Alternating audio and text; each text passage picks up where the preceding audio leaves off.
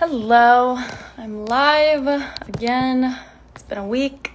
I'm a minute late. Oops. I'll wait for some people to join.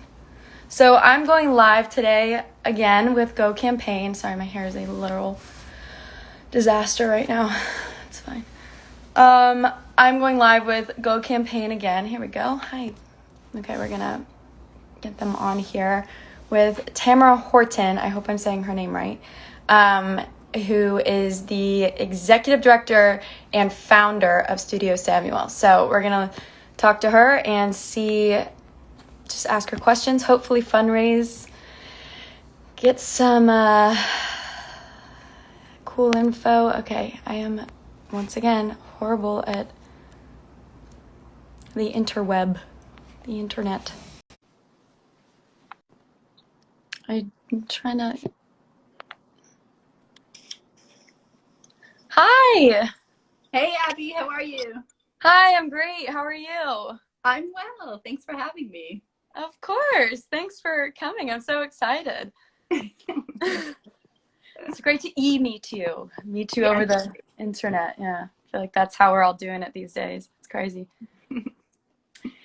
So I'm just excited to talk and hopefully, get some donations in this chat. And I have questions for you, of course. And I know that you've been with Go Campaign for, is it 5 years now?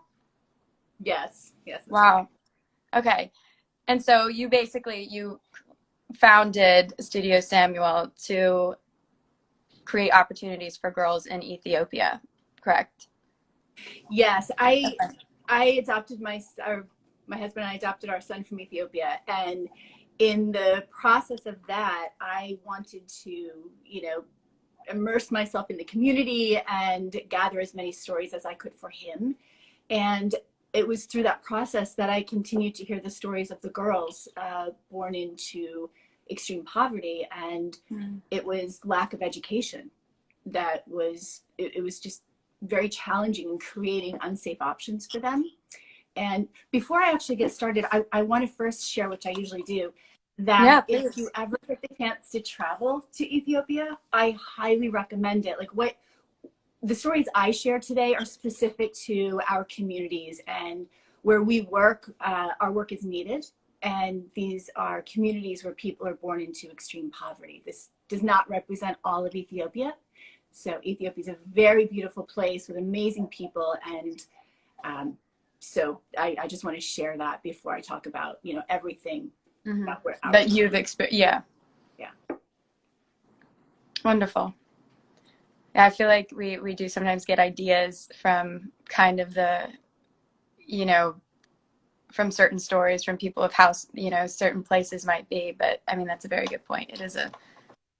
I'm sure it's not the entire country.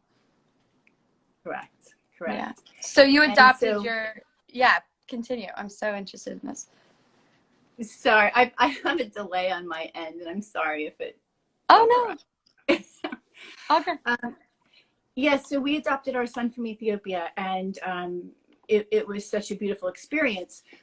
But in the process, like I said, I wanted to really immerse myself, and I befriended a young girl who had been trafficked by her parents. And it was through that the seed for Studio Samuel was planted, because I wanted to learn more. And her parents weren't bad people for doing that. And that's what took me a long time to really understand. And it was because they were lacking safe options. She was lacking safe options. Her brother was in school, but she wasn't. And that was the thread. And I wanted to create something that was, a teach a woman to fish model. Once you're educated, people cannot take that away from you. I wanted to, offer a platform where girls had access to life skills, employable skills, and their education. So that's how it started. And the goal was to reach one girl, like this young girl I befriended. And to date, we've reached over 2,500 girls. And in that, we've only lost one girl to trafficking.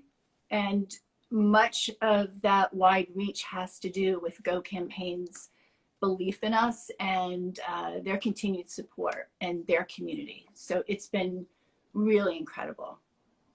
So have you found, is there still a lag?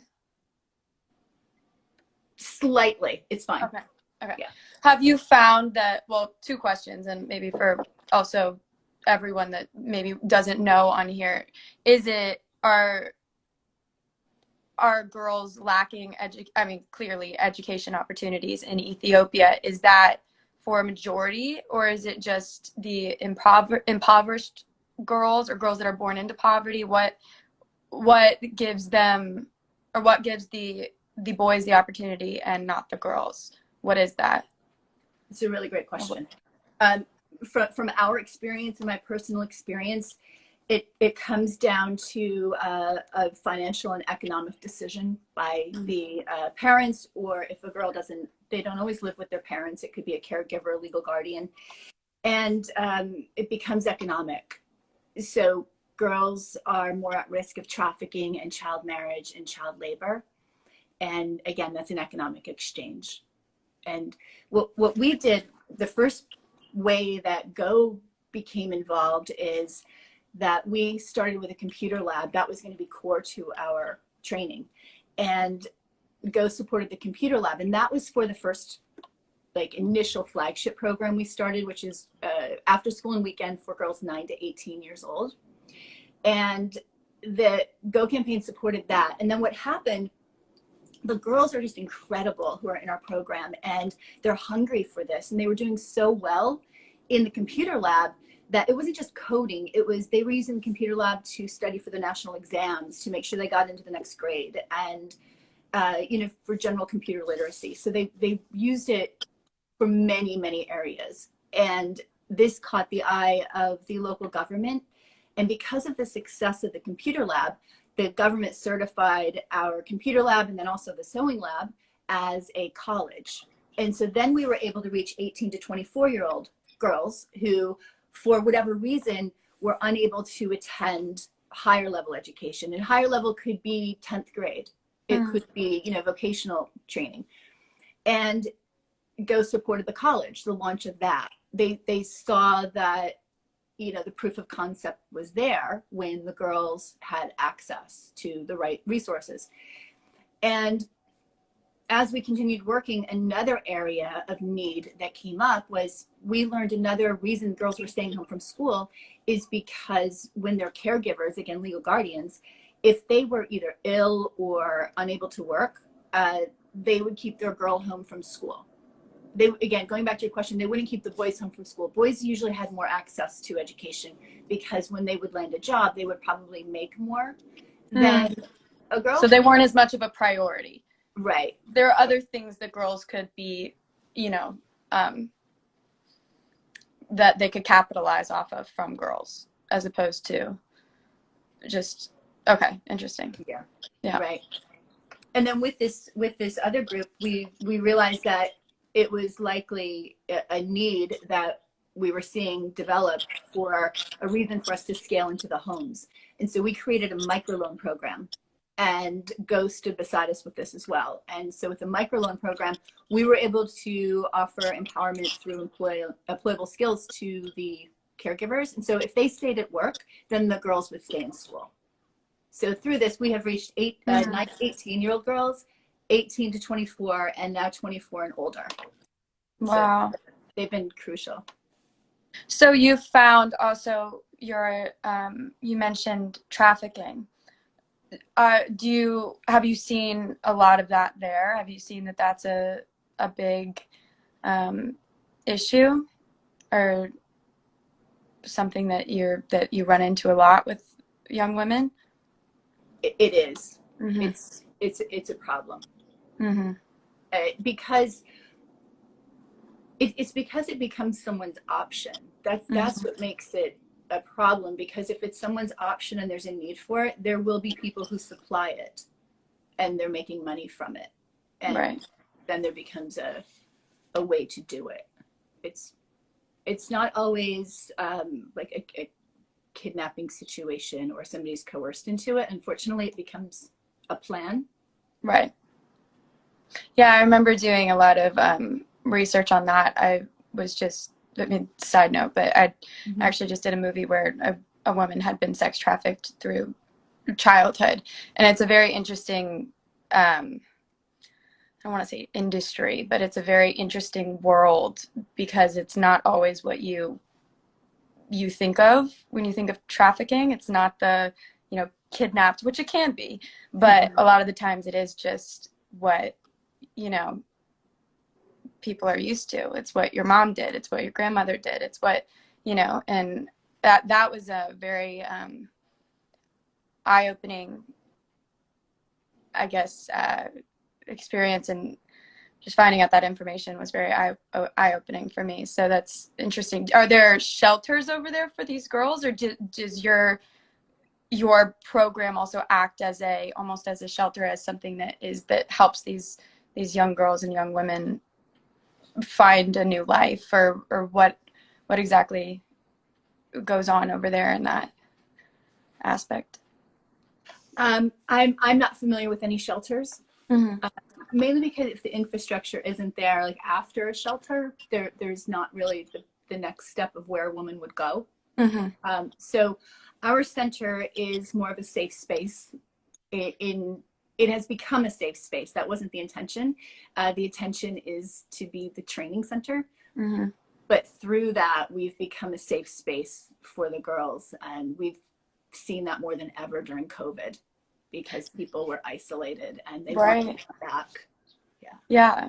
That's what I was going to ask, is how has COVID impacted kind of what you're doing over there, and how has it impacted these girls and women? We've been really, our community has been impacted significantly, I would say, from the economic standpoint. We've had a few cases of infection with our staff, but as far as the infection, that hasn't been the main impact that we've seen. It's been economic, and violence has spiked. Abuse, domestic abuse, gender violence, and also the isolation with the girls, because our training center in Studio Semmel has become such a space for them. It's really the only space where they socialize. In school, it's very structured. We're an after school and weekend program. So in their school, it's very structured. At home, it's not as social as we have, because many of the girls have a lot of work to do when they get home to maintain the home. And that's standard. So when they come to our training center, that's their outlet. And during COVID, we had girls coming to our training center when we were closed, and our guards had to turn them away and tell them, we have to be closed for safety. This is right on the onset of COVID. And because they were turned away, they then were going to our staff members' homes and asking, can you open it? And when do we get to come back? And so what we did out of that is a lot of things that we have, we operate on a small scale.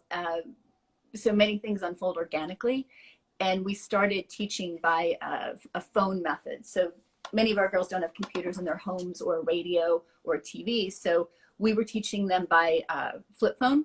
And with a flip phone, 4 people can be on without increasing everyone's bill. So our staff, each staff member would be assigned to a group of girls. Each girl was assigned to a certain staff member. So that was a line of communication, if there was violence or a need in the home, and also to be able to connect. At least we could connect 3 girls at a time with a staff member. And so they were really excited about that. Wow. And so they would just learn from the phone. Yeah. And that's interesting. I know. Are they still doing that? Is that still what is going on? Or have you found that it's like kind of started to get a little better over there? They're back at the center now. We were okay. we were able to reopen when the schools reopened. So they still have to stay 2 meters apart, and 6 feet, and masks and whatnot. But yeah, they're back at the center. Okay. And then are you in Ethiopia, or are you doing it from the States and kind of overseeing everything? I'm in New York. We have the true local hero for us is Halawi. He's in Ethiopia, but I think Wi-Fi is not as reliable for this. He's our country director, and then we have deputy director. Her name is Marin, and they run everything from the ground. And they live in the same community. Yeah. Okay. So how has Go Campaign's, I guess, work and I guess, how has the Go Campaign helped you and impacted your program? I mean, what have they done that you couldn't have done without them? You know, I guess all of it. What you see? I'm like, they are they're a big part of Studio Soundwell. We're so fortunate to have them. But specifically with COVID, I think, and we have a from the very beginning when we launched, we made it very clear that we work alongside our community, not over them. And that's something that, you know, Go Campaign just knows. They know who they work with. They know the local hero. They know the community, and I respect them for that. They always work alongside the community, and we're so fortunate to have them because there was something critical that we had two critical situations arise, and Go knew immediately what the greatest needs were. So they, like I said, they supported our microloan program. And during COVID, we had, pre-COVID, our caregivers in the microloan program had a 90% repayment rate on their loan. Extremely successful. And because these are informal businesses, they were hit really hard during COVID. And they were unable to repay their loans, and they had to close their businesses. And we had caregivers who were going into the commercial sex trade, women who've not all of them, some of them, who've never done this before. It was simply to put food on the table. And I called Go Campaign to discuss this because I think a report was due around that time, and Halawi and I were speaking, our country director. And we always share the impact, and impact is usually positive, but there can be negative impact too. Like, you know, a dangerous situation, a challenging situation. This is what our caregivers were facing. And Go wants to know that. And I spoke to them about it, and we had a really long conversation, but also in that they asked, you know, how are you guys? And I told them separately, our rent, we were being affected by our rent. Our staff was, our caregivers were, because there was a situation where there was political unrest happening, there was COVID. It was a very difficult time, and there wasn't oversight on everything happening, and many landlords were increasing rents to double, triple, like whatever they wanted to, and our lease was up. Go knows the local way of working, and they knew that when we would renew our lease, we would have to pay 1 year in advance. That's policy. That was impossible for us, and our back was up against the wall, and that's not something foundations usually cover. You know, that's a really difficult thing to cover.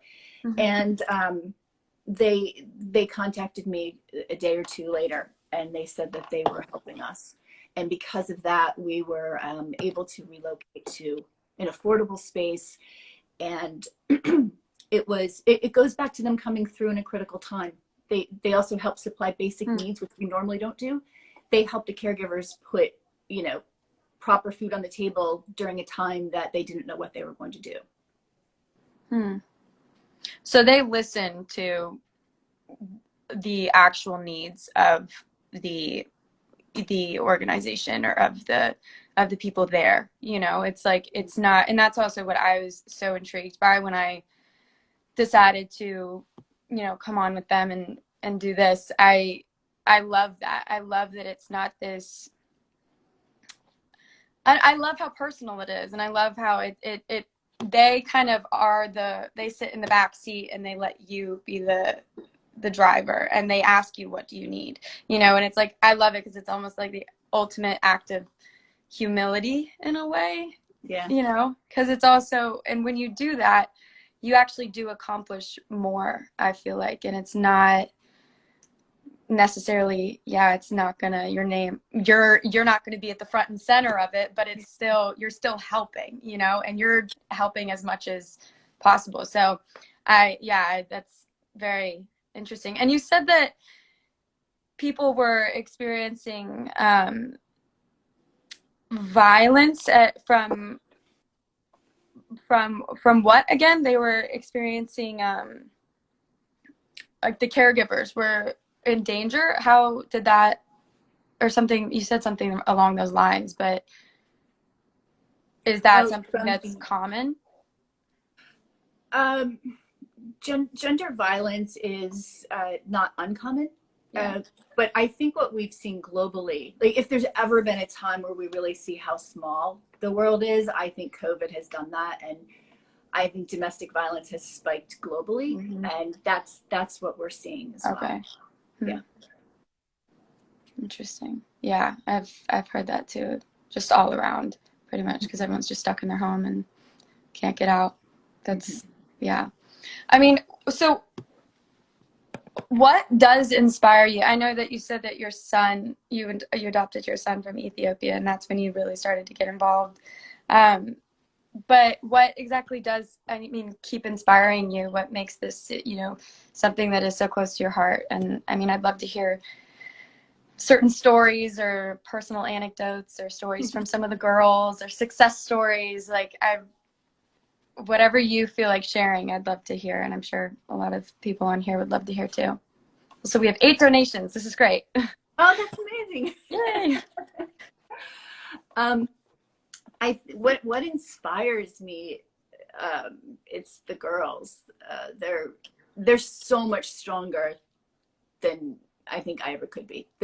What they face, what they have overcome, and what they've done with the program.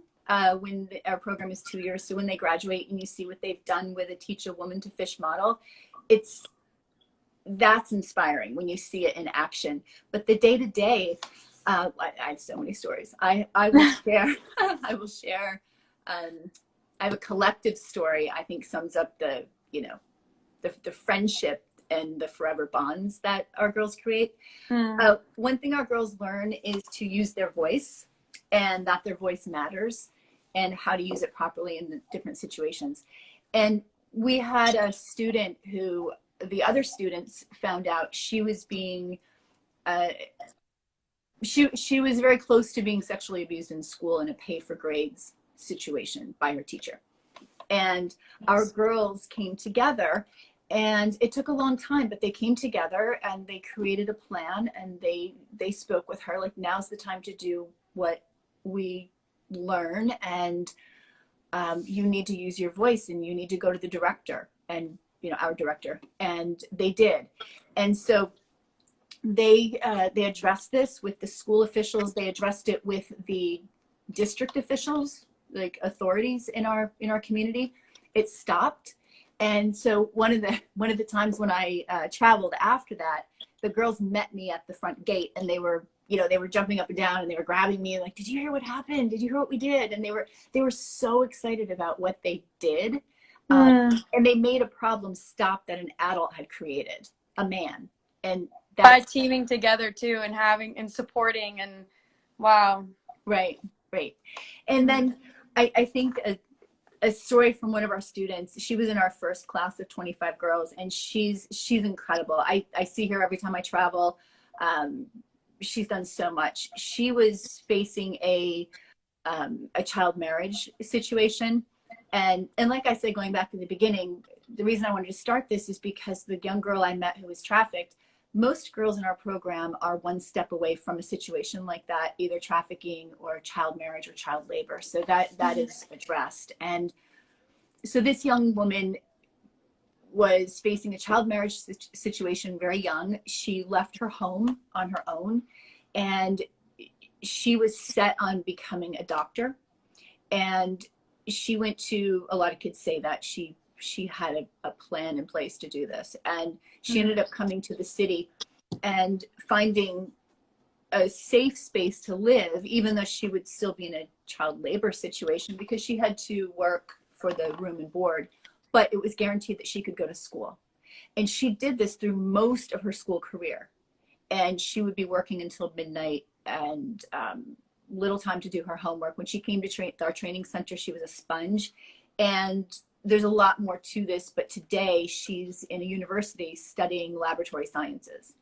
And she did this all on her own. And like seeing where she would be today had she gone into a child marriage situation, that would have been a difficult situation to leave. And seeing where she is now, like that's really what inspires me. Wow. That's, yeah. I love the story of the girls all, it's like a victory. It's like, and you know, and I can picture it in my head, and learning that they have a voice, and I mean, even I feel like as women in general, you know, it can be hard to learn to have a voice in certain situations and to grow into that. And I mean, that's amazing. That's a very beautiful story. Yeah, they're incredible girls. They're incredible. And so how do they end up at the shelter, or at Studio Samuel? Like, do they just hear about it, or do they have to qualify? Like, how do they hear about it? How do they, is it everyone has a different story of how they came to find it, or what is the majority? How did the majority find this? That's a really good question. The local government offices have access to the different NGOs that work in the area. So if there is, and they know who the people are who live in their community. So if they know they have a girl, there's a home with a girl, you know, that fits the demographic of our program, they'll let the family know. There's a program like this, you might want to enroll and get on the list. We currently have a waiting list of over 1,600 girls. And we also have, this is kind of funny. We also have, each class has 100 girls. Our current class is 140 because 40 girls just started coming. They're like, screw the waiting list. I'm just walking through the doors. Yeah. They're like, talk about female empowerment. Don't tell me no. Right? But how do you turn them away? Yeah. That's what we're teaching. That's amazing. So yeah, so they'll be graduating with this current class. They heard about it. And then during the last session, we had a woman who was really strong in her community, and she went door to door to say, I know about, you know, someone who lives in this house and they need to be in this program. So she created her own list. So it's really grassroots. I mean, we're growing a bit beyond the grassroots, I guess, as far as like what a structured NGO looks like. But as far as the way we work, it's always from within the community. And we're, you know, we can't have everybody show up, but we're not going to turn away 40 girls. Right. Interesting. Are you guys planning on ever expanding? Is that kind of a dream of yours, or yeah, I guess expanding so that those 1,600 girls can end up, you know, not having to be on the wait list? Or like, is that something that you hope for in the future? Or do you feel like a smaller environment is better? I do hope to expand.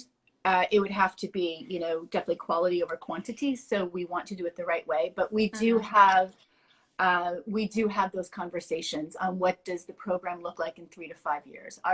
I know our flagship training center, our flagship program will always be where it is now, in the capital city area where the need is, because we went from a small group to now working across 3 city districts out of 10.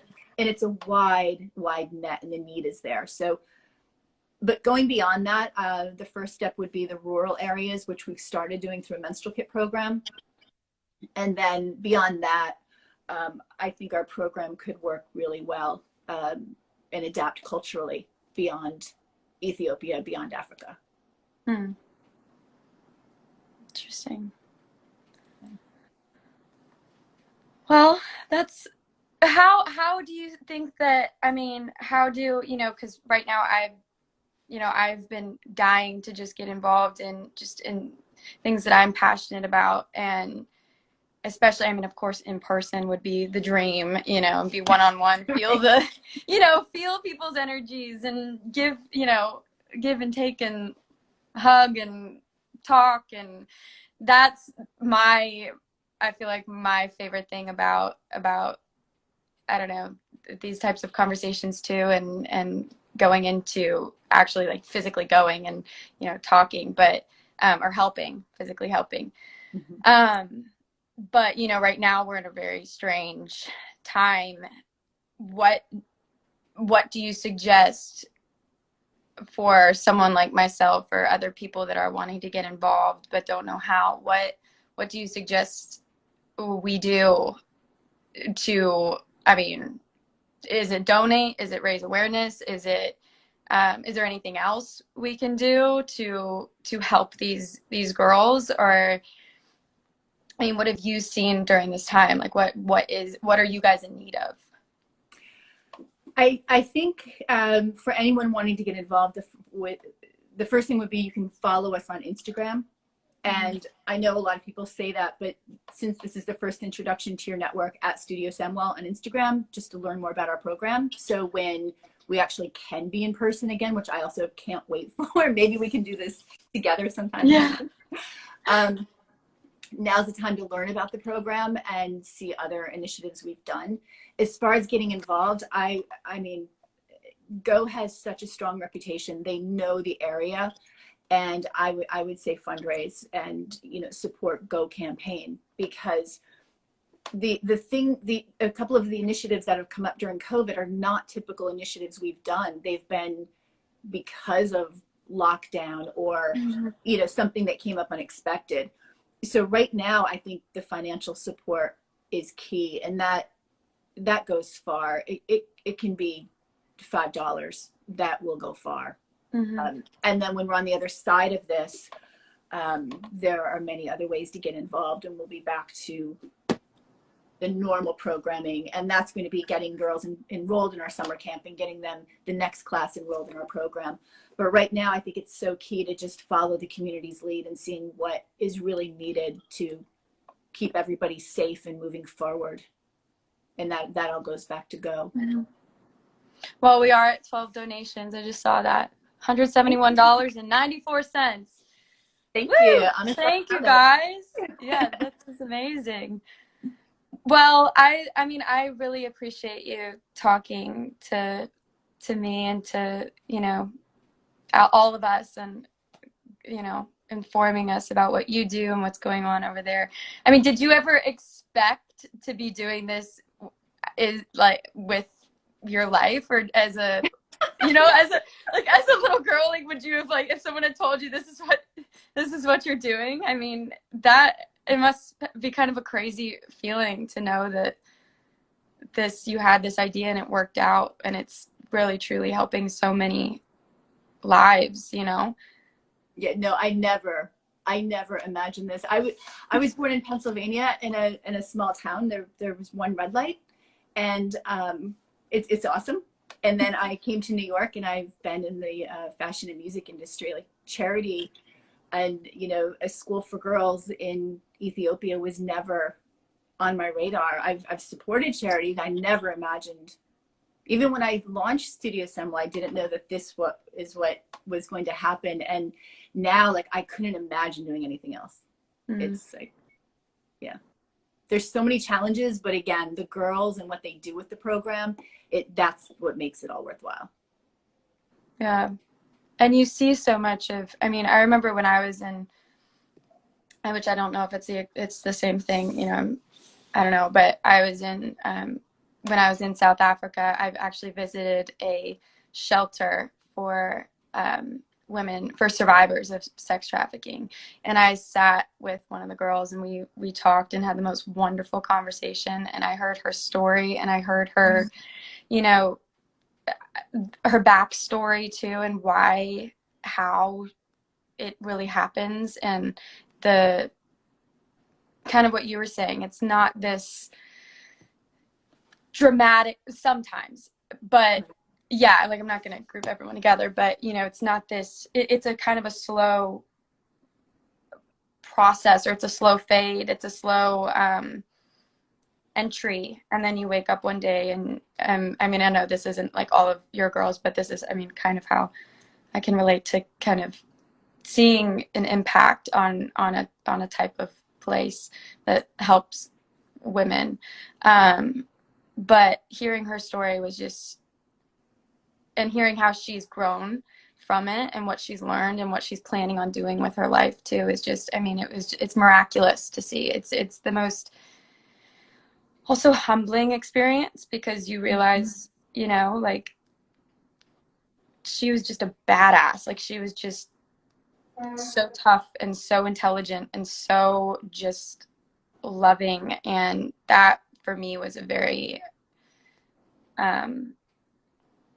just big experience in my life. I know I'll remember for the rest of my life. But so it's always lovely to hear, you know, your experience as well with at least, you know, helping women learn that they have, you know, they have a voice. There are opportunities, and giving those opportunities, you know, that wouldn't have been there otherwise. I mean, it's a very beautiful, beautiful thing. I hope to one day, hopefully when all of this is done, be able to go over there and, you know, I don't know if do you ever have people go in person or have volunteers or anything?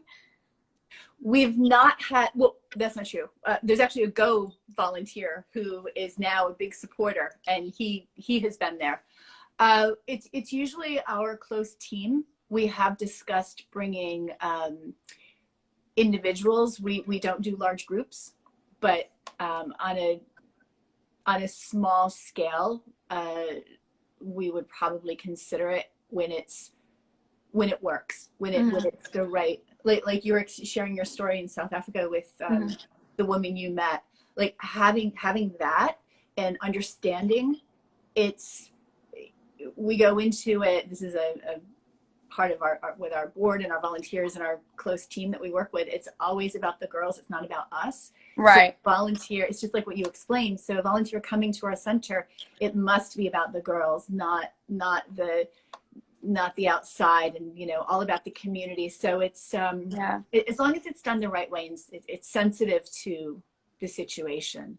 Yeah. And I so respect that. That is also the other thing too. I mean, when I went into that shelter, I mean, it took a lot for the woman who ran the shelter to even let me go. Like, we were explaining, you know, we kind of explained the situation, whatever, but she was, I mean, extremely protective of her girls, and very, you know, adamant that she sat in the room the entire time and watched over the conversation and watched over and made the girls feel comfortable and safe. And I think that too is very important when, I mean, what you're saying, it needs to be about the girls that are being, you know, that are being helped, and not about the people that show up that are like, I'm here to volunteer, let me take an Instagram picture, you know, like that. Yeah. I feel like that is so often with a lot of I don't know, I've just seen it a lot growing up and stuff, which always, I mean, strikes a nerve with me a bit. But I love that that's what you just said, and that that's something that you are, you know, that you prioritize, because again, it can become more about the, I don't know if that's even what you were saying, but that's what I'm saying. It can become more about the image. Said very well. Yeah, rather than the actual cause, you know. Yeah. But no, I would love to talk more. And when things lift, yes, you are welcome at the center. Well, thank you. Yes, I mean, I'm like inviting myself. I'm like, okay, great. I'll show up with my bags. Moving in. Yeah. Well, it's been a pleasure speaking with you, and we are at 13 donations, $185.64 going to the girls. Awesome. That's awesome. And to break that down, that is 18 girls staying in school through the menstrual program that we have.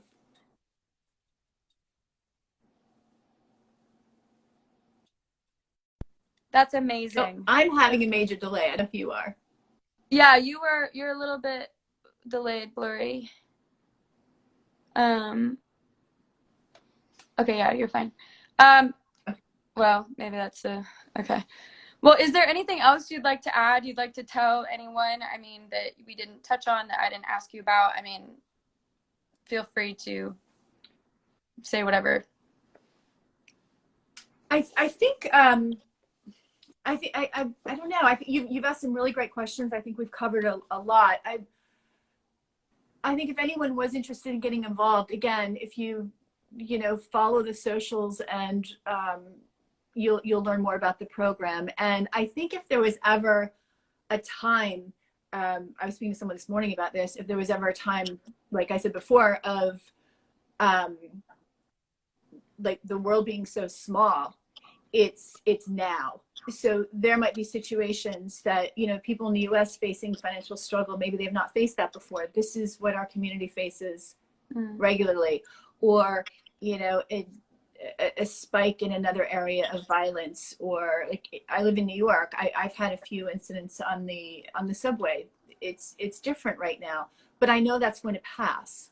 It doesn't always pass for someone who doesn't have the same resources. So I think we just need to be nice. We need to be aware. And I think that'll go a long way right now. Open our hearts and live with empathy, and just be cognizant of others and their struggles and stories. I feel like amazing. Well, as you were talking, we're now at 14 donations, $197.45. That's almost 20 girls. It's great. That's almost 20 girls. Wow. Amazing. Yay. Okay, well then what I will do is, when I post this, I will tag Studio Samuel, and that's the Instagram, right? Yep. Okay. And I will tag that, and then hopefully, everyone or whoever wants to can go follow your journey and the girls' journeys, and hopefully get the word out more and get more. 15 donations, $209.26. Awesome. Woo! Great. I just went down one. Hold on. Okay. Someone might have taken their. Oh, wait, no. Yep. 15 donations. Okay. All right. Jeez. Hold on. I don't know why this is. Okay, there. Okay. Well, thank you so much. I appreciate it. You. Yeah. And I'm excited for the girls and for your journey, and I hope we keep in touch. Excuse me. But I hope we keep in touch. And I mean, what you're doing over there is just amazing, and I'm very inspired by you and all of the stories and everything, all of your amazing words in your heart. So thank you. Well, thank you. And thank you so much, Abby, for taking the time to, bring our story to your platform and your followers and fans. And that means a lot, because you have a bigger voice than we do. That gets the message out about the girls. And I really appreciate that. So thank you for empowering the girls. Yeah, of course. I mean, I'm just happy to be able to, hopefully help in any way I can, because I'm repeating myself now, but I genuinely love what you're doing over there. So, and it's a beautiful thing when people help other people in life, and I think also these donations, I mean, we just helped 20 girls. So amazing. Awesome. Well, thank you. Well, and thank you so much. I wish you nothing but the best. You too. Thank you. All right. Thank you. Go. Bye. Okay. Bye, guys. Bye. Thank you.